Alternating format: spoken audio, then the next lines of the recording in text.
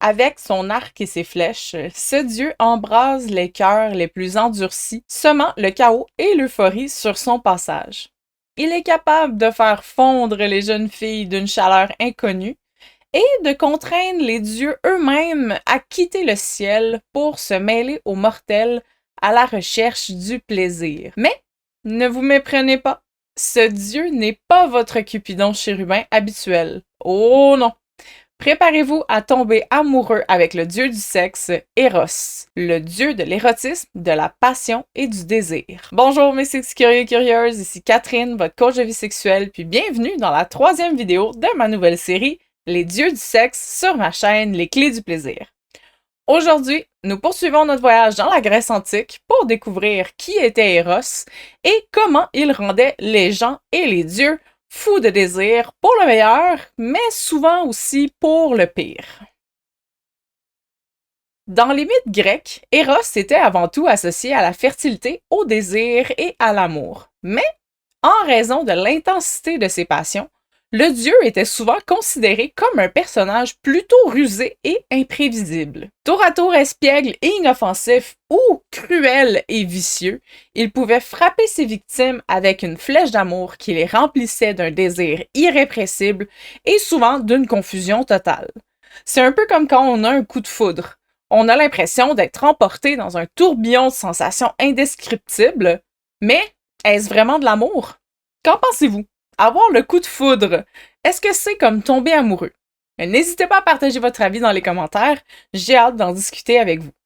Eros est également à l'origine du mot érotique, car en plus d'être un dieu, il représente un concept utilisé en philosophie et en psychologie qui est équivalent en gros à l'énergie vitale.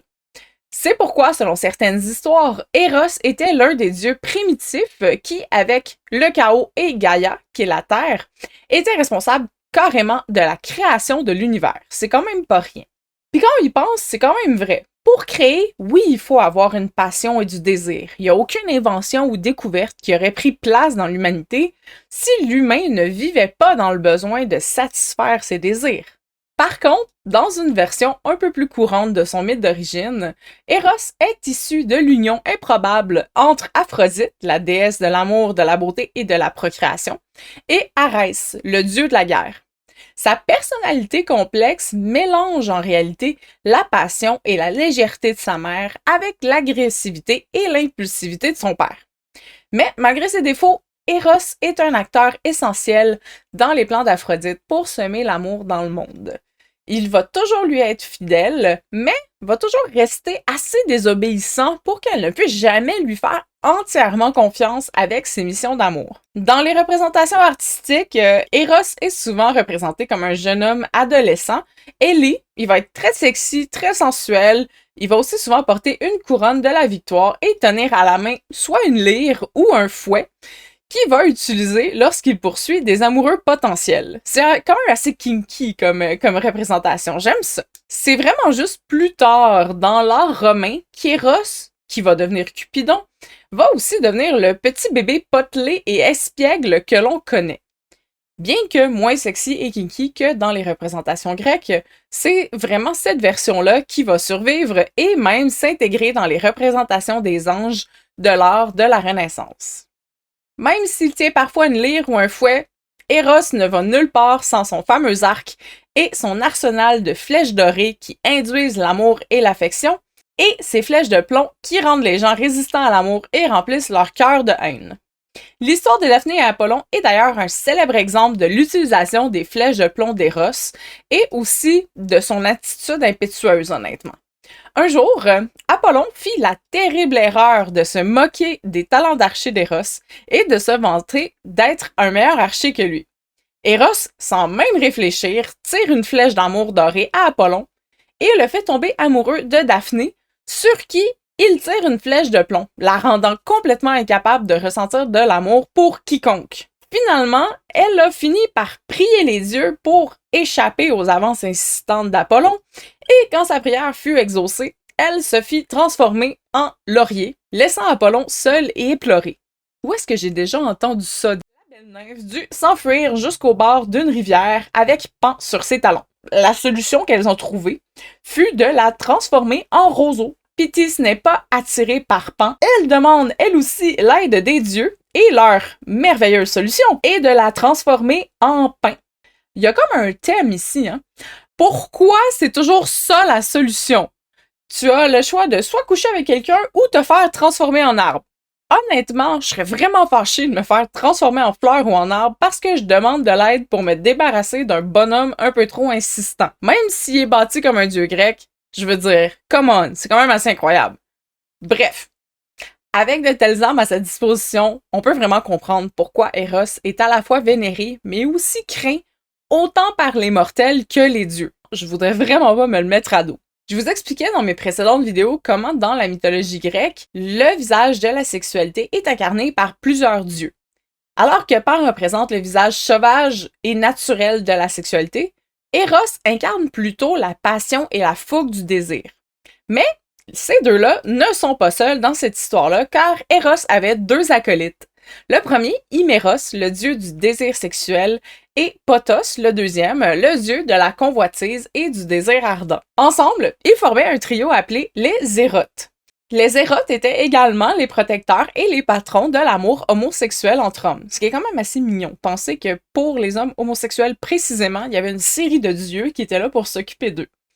C'est à travers ces divinités-là que l'amour et la sexualité étaient compris comme des aspects complexes et multidimensionnels de la vie dans la Grèce antique. Et comme si ça suffisait pas, Eros aimait ça faire de l'overtime. Il faisait partie d'un deuxième trio avec Héraclès et Hermès, et eux, de leur côté, s'amusaient à accorder aux amants masculins les qualités de beauté, de loyauté, de force et d'éloquence qui sont nécessaires pour être populaire auprès de la gente masculine, j'imagine. Autant dire que les amants chanceux avaient vraiment le jackpot avec toutes ces divinités pour les protéger et les gâter. Eros était célébré dans de nombreuses villes et communautés à travers le monde grec. Chacune de ces communautés-là avait sa propre façon de rendre hommage aux dieux. La ville de Thespé était particulièrement connue pour son festival de l'Erotidia, où l'on célébrait Eros tous les 5 ans avec des événements sportifs et musicaux. Bon, je blague un peu parce qu'on connaît pas vraiment ce festival-là dans l'histoire, mais je peux toujours rêver à m'imaginer que ça ressemblait à des Olympiques du sexe avec des disciplines comme le lancer du sperme, le lever de poids avec son pénis ou l'acrobatie sexuelle. Les Lacédémoniens, eux, offraient des sacrifices à Eros avant d'aller au combat parce qu'ils savaient que la sécurité et la victoire dans une bataille dépendaient de l'amour de ceux qui se tiennent côte à côte dans un combat. Ce qui est en fait très beau comme philosophie quand on pense à ça. C'est un peu la base du bromance. Chez les Crétois, on prenait les plus beaux hommes de l'île et on les envoyait avec des offrandes somptueuses au temple d'Eros pour lui faire plaisir, ce qui montre que la beauté masculine était tenue en très haute estime, pratiquement en aussi haute estime que la beauté féminine dans le monde grec. La ville de Thèbes, elle, avait la bande sacrée. C'était une unité de combat d'élite composée seulement de couples homosexuels qui vénéraient Eros pour son amour viril, son courage et ses efforts en lui faisant des offrandes avant de partir eux aussi au combat. D'ailleurs, les offrandes préférées d'Eros étaient les plantes, les fleurs, les huiles sacrées, le vin et les bijoux magnifiquement taillés. Bien sûr, Eros était aussi étroitement lié aux nombreux cultes d'Aphrodite grâce à son rôle de fils et d'acolyte adoré.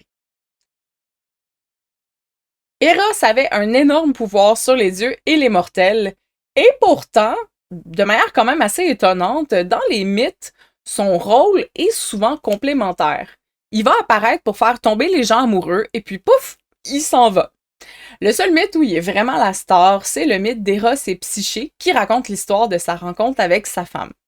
Dans cette histoire mythique, Aphrodite, la déesse de l'amour, devient super jalouse de la princesse Psyché, qui était tellement belle que les hommes l'admiraient plus qu'elle.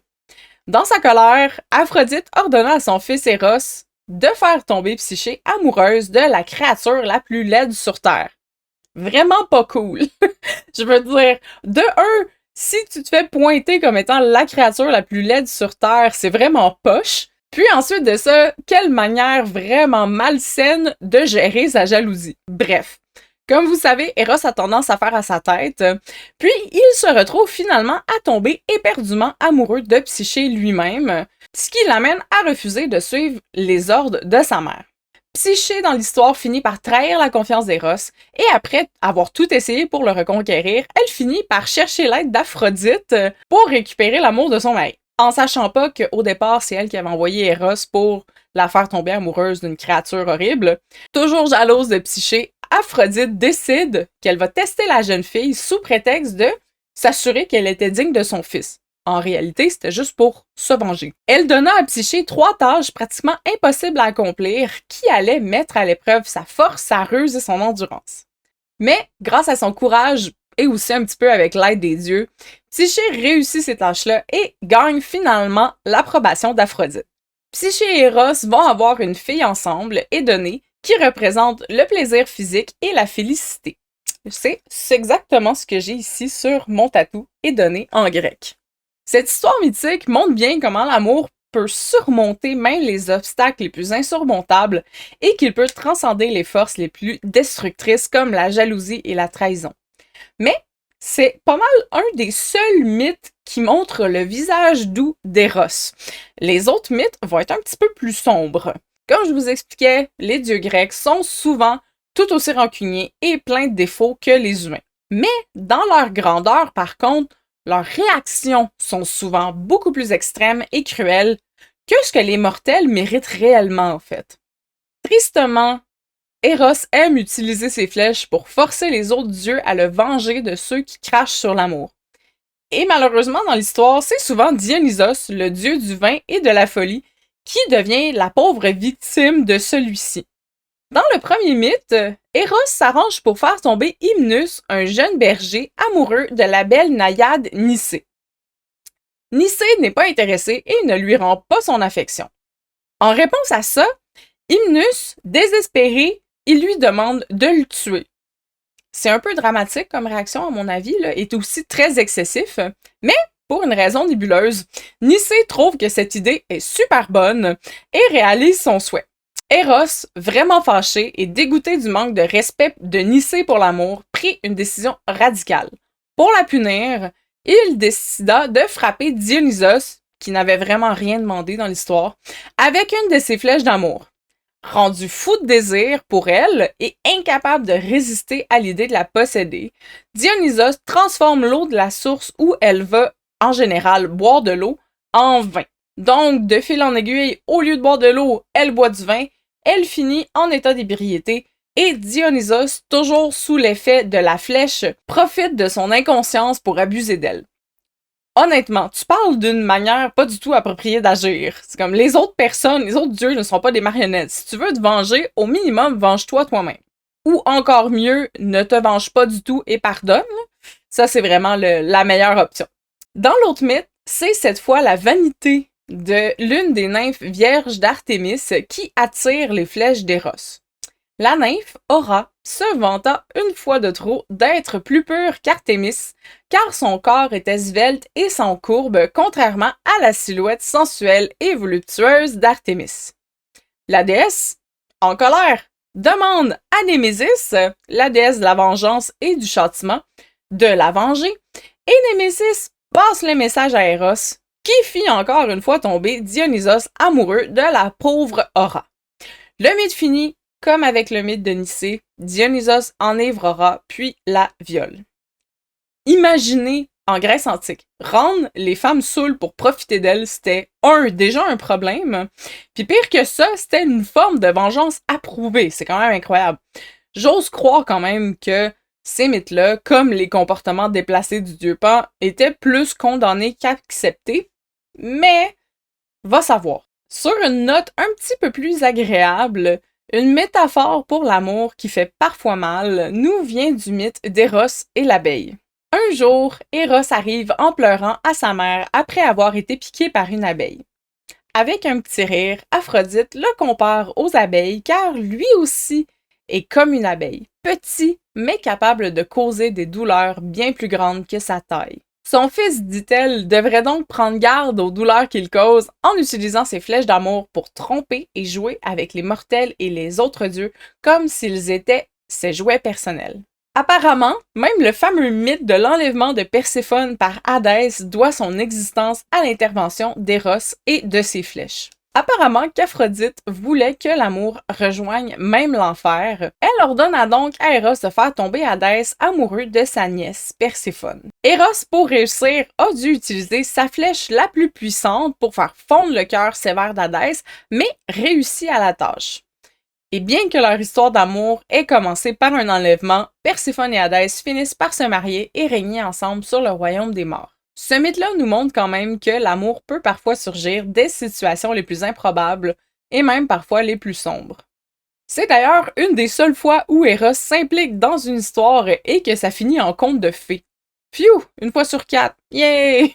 Alors, avez-vous été étonné d'apprendre que le petit chérubin mignon que vous avez toujours imaginé comme un dieu de l'amour charmant et enjoué ne soit pas si mignon que ça finalement?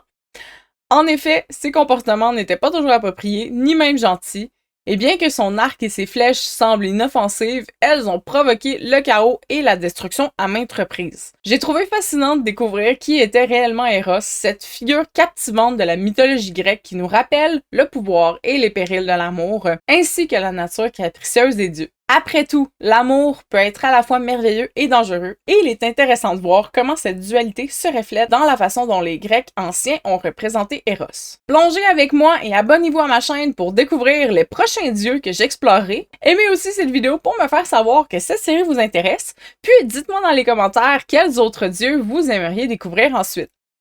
Prenez soin de vous, mes sexy curieux et curieuses, puis je vous dis à bientôt!